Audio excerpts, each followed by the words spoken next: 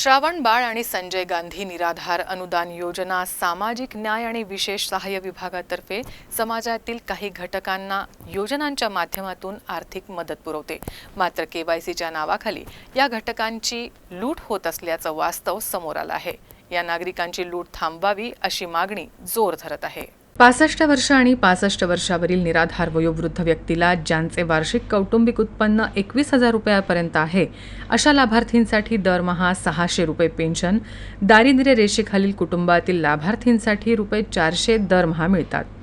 परंतु अकोला तहसीलमध्ये श्रावण बाळ आणि संजय गांधी निराधार योजनेच्या केवायसी करिता तहसील परिसरात गोरगरीब नागरिकांची सर्रास लूट सुरू आहे। श्रावण बाळ आणि संजय गांधी निराधार योजनेकरिता केवायसी करणं गरजेचं आहे। 2 ते 5 रुपयांचा फॉर्म या नागरिकांना 50 रुपये आणि 100 रुपयाला विकला जात आहे। 400 आणि 600 रुपये दरम्यान लाभ मिळतो आणि त्यातही केवायसी करिता 50 ते 100 रुपये द्यावे लागत आहे।